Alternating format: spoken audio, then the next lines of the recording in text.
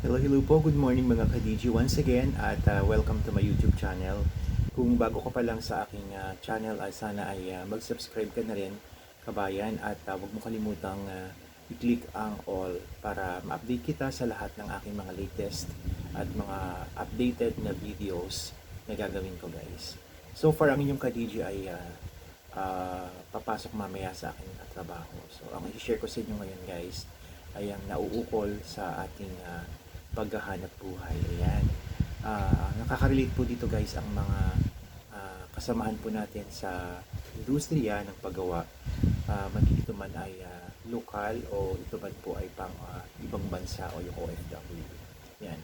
Kung hindi nyo po nitatanong, ako po ay dating OFW at ito po ay sa bansang United Arab Emirates. Yan. Nag-work po ako doon ng mahabang panahon mula 2005 hanggang 2019. Yan. Hindi biro, guys, ang maghanap buhay na malayo sa piling ng iyong pamilya. Yan. Marami kasi akong naririnig na gusto rin nilang mag-abroad, gusto rin nilang pumunta ng ibang bansa. Yan, guys. Hindi naman masama, guys, tama lang naman. Lalo dito po ay para sa ikagaganda or sa future ng ating pamilya. Yan. Pero marami po kasi tayong bagay na dapat na i-consider. Yan, halimbawa sa lahat po ng mga magulang na gustong pumunta ng ibang bansa, ibig sabihin may pamilyang may iiwan, may asawa, may anak, ay marami po kayong dapat na i-consider, mga kababayan ko. Yan. Hindi tayo basta-basta magdidesisyon na aalis tayo ng ating bansa ng wala tayong malalim na dahilan. Bakit ko sinasabing kailangan may malalim na dahilan? Kasi kapag mababaw lang ang dahilan po natin or hindi tayo nakahanda both mentally and physically, ay baka hindi ho maging successful ang ating pagpunta sa malayong dako. Alalahanin po natin, ito po ay ibang bansa. Ito po ay halimbawa tayo pupunta sa Middle East. May mga batas po sila doon na dapat natin sundin. Ayaw man natin gusto, kailangan sundin natin dahil tayo po ay nasa bansa nila. Ayan. So bago tayo umalis, ang alam ko, especially mga agencies natin dito sa Pilipinas, ay meron silang ginagawang PDOS, yung post-departure orientation seminar. Yan. Kasi kailangan po natin yun, guys, para ma-prepare ang ating sarili kung sakaling tayo aalis ng ating bansa. Mahalaga po na malaman natin yung mga batas, yung mga do's and don'ts, para nang sa gayon kapag nandun na po tayo sa bansang ating patutunguhan ay nakahanda na po tayo, guys. At sa panig naman po ng ating mga may iiwan, siguraduhin po natin na talagang yung pong pag-uusap ay talagang nagawa po natin, kasi mahirap din po na wala ring suporta from the family yung mag-abroad o yung pupunta na ibang bansa. Kasi napakahirap po talaga mag-adjust, guys. Madaling sabihin na kakayanin, pero pag nandun na po tayo, kaya po ang problema sa iba nating kababayan, guys, marami po ang napapahamak o napapariwara kasi hindi sila talagang ganap na handa. Yan. Pero higit sa lahat, bago tayo pumunta ng ibang bansa or bago tayo mag-apply pa lang sa agencies, ay ipanalangin na po natin na sana ay nasa mabuting kalagayan tayo, gabayan tayo, kasi kung sa sarili lang natin ay hindi natin ito kakayanin, guys. Kailangan pa rin ng tulong at gabay ng ating Panginoon, kasi siya lang naman talaga ang makakasama natin doon. Wala tayong kakilala, wala tayong kamag-anak. Lucky na lang kung mabuti na lang kung may kamag-anak tayo, pero dun sa mga mag-abroad na walang relatives, mahirap po talaga na nag-iisa po tayo. Kaya kailangan natin ng gabay at patnubay mula sa ating Panginoon. Kasi kung mag-iisa lang tayo at baka maligaw pa tayo doon, kumbaga makagawa pa tayo ng mga bagay na hindi inaasahan at ikapapahamak po ng bawat isa. Salamat na lang at marami tayong mga tumutulong na ahensya ng ating gobyerno na nagbibigay ng mga advices or trainings at seminars bago tayo umalis ng ating bansa. Yan. Pero dun sa panig naman ng mga kagaya ko na nag-visit visa dahil meron akong kapatid or kamag-anak doon, ay mapalad din kayo kasi at least direktang magagabayan kayo ng inyong mga kamag-anak.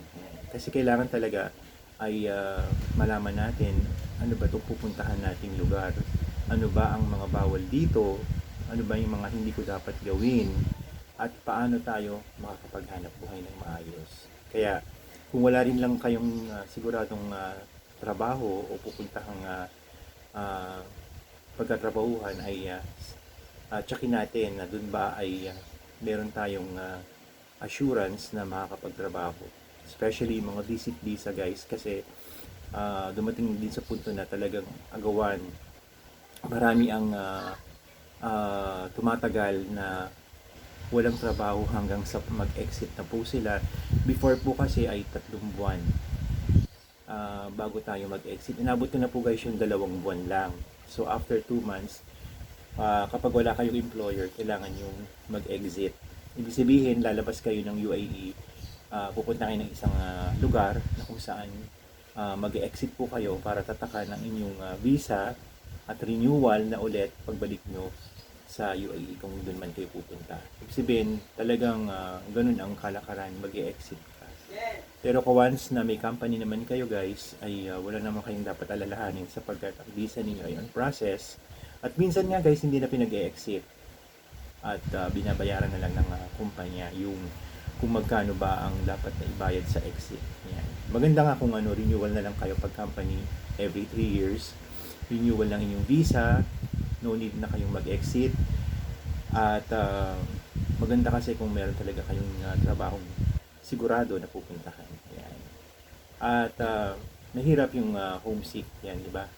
Ma-encounter din po natin yan. Ako na-encounter ko talaga, walang makakaligtas sa homesick dahil malayo nga kayo sa inyong mga mahal sa buhay. Siyempre, iisipin yung kalagayan nila, hindi sila nakikita araw-araw. At buti na nga lang ngayon, mga ka-DG, ay meron tayong communication, meron tayong video na kapag video call, no? Hindi kagaya dati na voice tape lang. Sa kuya ko noon, naalala ko, way back 1980s, nasa Saudi ang kuya ko noon. At talagang audio lang, wala siyang video. Voice tape nga, yung cassette tape na maliit na magre-record siya. Maririnig pa natin yung mga tilaok ng manok. Ayan, kasi madaling araw mostly nag-re-record ang kuya ko kasi maingay kapag yung oras ng gabi o yung maraming tao. So, ngayon may video call na, may Skype pa, meron pang FB Messenger. Ang dami talagang way para tayo magkaroon ng communication. Pero iba pa rin talaga guys yung magkakalapit tayo. Talagang, kumbaga, personal nating nakikita ang kalagayan sa panig ng ating mga mahal sa buhay. Siyempre, para sa ating mga OFW, mawawala yung ating worries, yung ating alalahanin kapag nakikita natin na okay naman ang kalagayan nila. So, hindi naman mawawala kasi talaga yung magkakaroon ng aberya, minsan may nagkakasakit, minsan may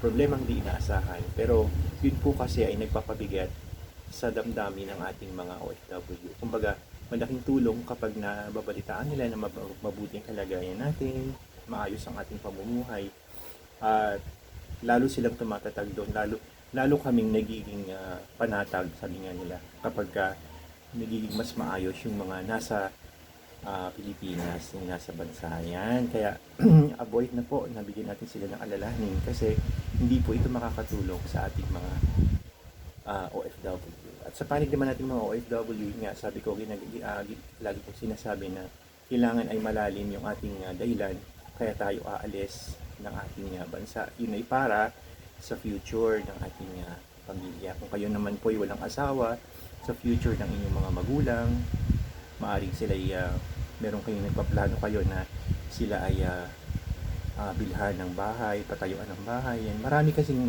reason kung bakit kayo nag-abroad. Mahalaga ay pag-iingat kayong lagi dyan. Kasi naramdaman ko rin naman, naranasan ko rin maging OFW. Kaya alam ko rin naman ang hirap natin mga OFW na hindi talaga kayang bayaran ng anumang tumbasan ng anumang halaga. Siyempre, mas advantage pa rin yung meron kayong kasama doon na relatives niyo, pwedeng kapatid, pwedeng kaibigan, pwedeng magulang. Doon, kaysa doon sa wala talagang magbibigay ng advice. Kasi mahalaga kasi yung bibigay ng advice, magbibigay ng payo sa oras na nalulungkot ka. Yan.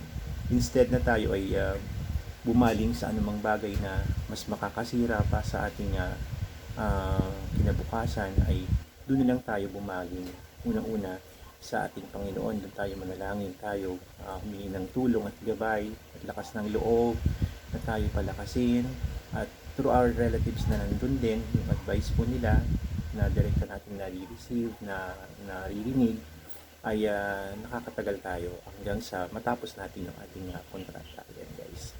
Mahalaga na malaman natin yung mga bagay na yon, kasi kapag tayo po ay walang alam sa ganung bagay, na basta lang tayo aalis ng ating bansa nang hindi nakahanda, yun nga lagi ko sinasabi, malabo na maging successful ang ating pag-alis. At alalahanin po natin guys, hindi tayo for life doon.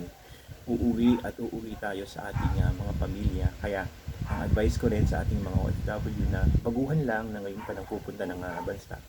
Yun, aside from magkaroon kayo ng malalim na dahilan, dapat ay maging wise, matalino tayo, maging